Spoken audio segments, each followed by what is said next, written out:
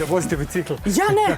Htjela sam ja vas da pitam, jel vozite vi bicikl? Ja vozim bicikl i volim bicikl. Pa lako je vama kad znate sva pravila i sve cake. Dobro, jeste, to je tačno. Oni koji ne znaju možda su u problemu, ali ako su gledali vašu televiziju i našu emisiju Auto Moto Show, mi smo još pre godinu dana rekli kakva će biti pravila za električne bicikle. Sve ste ranije znali i skrenuli pažnju, ali nekako nije dovoljno. Ajde da krenemo od početka. Šta je ono što svako treba da zna pre nego što kupi električni bicikl i pre nego što vi meni pokažete šta ste vi meni doneli? Ja imam neke puškice ovde za slučaj da zatrebaju. Podatke. Da, ali što se tiče toga što ste me pitali, znači onaj ko kupuje električni bicikl treba da zna kakav bicikl kod nas može legalno da se koristi. Dakle, prvo da razjasnimo, električni bicikl ne postoji u našem zakonu kao kategorija. Postoji bicikl. U bicikl spada običan bicikl, na koji smo navikli, koji znamo svi, i ovaj koji ima asistenciju elektromotora do brzine od 25 km na čas. Kad se dostigne brzina od 25 km na čas, asistencija mora da se isključi, da prestane. Znači, vi vozite sopstvenim pogonom, mora da imate pedale i da imate pomoćni elektromotor koji vam pomaže. To je odlična stvar. Znate kako, vi sa tim elektromotorom, iako to izgleda kao malo, 25 km na sat, nije neka brzina, nije baš ni malo, nije ni sporo, ali kad sednete na taj električni bicikl, zaista vidite razliku, okrenete pedale 3 puta, a stigli ste tamo negde mnogo dalje nego što bi inače, bez njega. I prođete svu onu gužvu i kolonu koju imamo prilike da vidimo. Znači, ko kupuje električni bicikl treba da zna da mora da ima takav elektromotor, znači snage do 0,25 kW, 250 W, znači to je maksimalna snaga tog elektromotora. Njegova asistencija mora da prestane pri brzini od 25 km na sat i naravno ne sme da postoji nikakvo ni dugme, niti ručni gas, jer to onda više nije bicikl, ne spada u kategoriju bicikla, to je onda moped. E sad, negde ste vi pričali o tome da se mogu kupiti zapravo i kod nas električni bicikli koje kada ljudi kupe zapravo shvate da ne mogu da ih koriste. Nažalost, to je ne da mogu, nego ih ima mnogo. Desilo se mnogo takvih slučajeva, zbog toga smo imali ove proteste i u Subotici, i u Vršcu i još nekim gradovima. Ljudi su ogorčeni zbog toga što su nešto kupili legalno, platili, dobili račun i tako dalje, a sada to isto ne mogu da koriste. I kako se to desilo? Kako se to dešava? Pa dešava se, znate kakve su pravila oko uvoza neke robe. Prvo uprava carina dozvoli da se nešto uveze, a onda Ministarstvo trgovine to dozvoli da se stavi u promet. I kad neko ode i kupi, nije svako dužan da zna sve zakone i da poznaje pravila. Ako je nešto kupio u prodavnici, on smatra da to možemo i da koristimo. Međutim, evo ispostavilo se da to nije tako baš kod nas i trebalo bi malo povesti računa o tome zaista.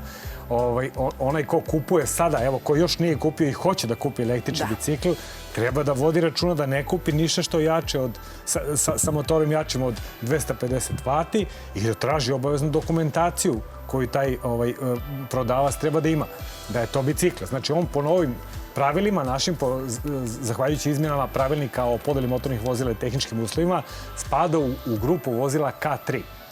K3 je znači bicikl sa tim pomoćnim motorom, elektromotorom i asistencijom koja prestaje kada se dostigne 25 km na sat. Jasno. Gde sve sme da se vozi električni bicikl? Električni bicikl, dakle, kao i običan bicikl, sme da se vozi na biciklističkoj stazi, na pešačko-biciklističkoj stazi, biciklističkoj traci i nigde više. Na trotoaru ne sme. To vas pitam. Ne sme da se vozi na trotoaru, mnogi to ne znaju. Evo, u Novom Sadu su počeli da kažnjavaju, pa sad tamo oni biciklisti budu. Ne znate da Novi Sad ima sjajnu infrastrukturu za bicikle, imaju mnogo biciklističkih staza, malo te ne čitav grad, možete da pređete biciklističkim stazama, ali kad pređete most i dođete u Petrovaradin, nema. I onda su ljudi, pošto neće da voze onim uskim putem gde inače prolaze kamioni, tranzit gde je opasno, onda su vozili trotoarom, onda je počelo kažnjavanje jer policija na to realno ima pravo u zakonu. I nije prijatno, hodate, šetate trotoarom odjednom samo ogromnom brzinom, proleti. Ja prvo što pomislim šta bi bilo da sam otišla slučajno koji centimetar desno u smeru njegovom. Jeste. U našem zakonu o bezbednosti saobraćaja piše da je trotoar površina namenjena prvenstveno za kretanje pešaka. Prvenstveno. Znači, mogu da se njom kreću i biciklisti ako na njemu postoji biciklistička staza. Jer to je onda pešačko-biciklistička staza, postoji određeni saobraćajni znak i onda nema problema. Ako nema takvog znaka i nema staze, bicikl ne sme da se vozi trotoarom. I bicikl ne smeju da voze deca mlađa od 12 godina na javnim putevima. To, znači starosna granica kada su u pitanju električni bicikli postoji? Bicikli. A pošto sad i ovi električni spadaju u bicikle, onda je to. 12 godina. Jeste. Ispod toga ne.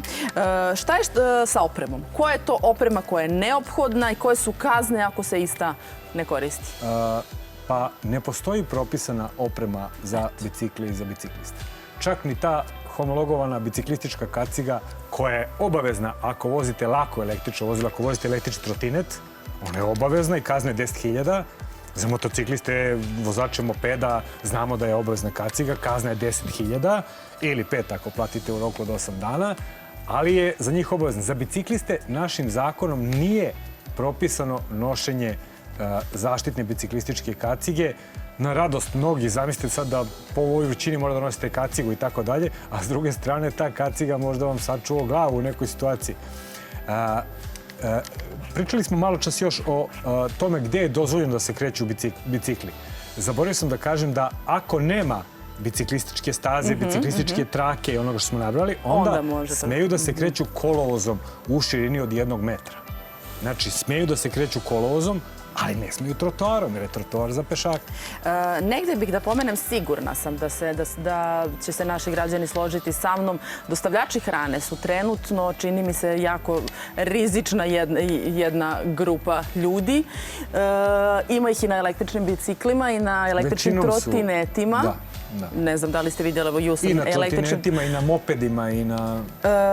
Koje su tu pravila? Zato što su oni, negde često idemo logikom, pa dobro, neretko nisu to ljudi naši, već su stranci, pa idemo logikom, ne poznaje grad, ne poznaje ulice, ne poznaje pravila. Međutim, zaista stvaraju veliku pometnju i zaista su rizični za saobraćaj. Jeste, voze kontrasmerom, prelaze preko pešačkog prelaze na tim vozilima, čas su biciklisti, čas su pešaci, voze i po trotoaru, ne znate gde će se pojave i izazivaju nezgode, to je tačno. Koje su pravila kada su električni trotineti u pitanju? Gde sme da se vozi i koja je oprema tu obavezna? Električni trotinet, znači vozač trotineta mora da ima kacigu, mora da vozi isto kao i bicikl, biciklističkom stazom ili biciklističkom trakom. Ne sme da vozi trotoarom tamo da uznemirava pešake, a što se tiče ulica, kolovozom može da vozi samo tamo gde je ograničenje do 50 km/h. A ako je mlađi od 18 godina, onda ne smije to, onda može da vozi tamo gde je do 30 km/h. I mora da ima minimum 14 godina. Što se tiče mopeda, moped, da bi neko vozio moped, on mora da ima minimum 16 godina. Zašto? Zato što mora da položi za AM kategoriju. AM kategorija ne može da se polaže dok se ne navrši 16 godina života. Eto, a što se tiče ovih dostavljača, znači ja mislim da su oni u višestrukom prekršaju. Pitanje je da li imaju te kategorije, ovi koji voze mopede, inače prave ove druge prekršaje, tako da to je problem koji postoji, ja mislim, u svim većim gradovima i nekako trebalo bi da se reši. Samo još evo jako kratko za kraj. Da li su roditelji svesni svih ovih opasnosti? Zašto roditelji daju deci da voze? Ja mislim da je u pitanju neznanje, da većina njih uopšte ne znaju. Većina njih ne zna da može da plati 10.000 kaznu ako mu je dete mlađe od 14 godina, on mu kupio trotinet, pusti ga da vozi trotinet. Pa vozi bez kacige, pa vozi bez one nalepnice propisane.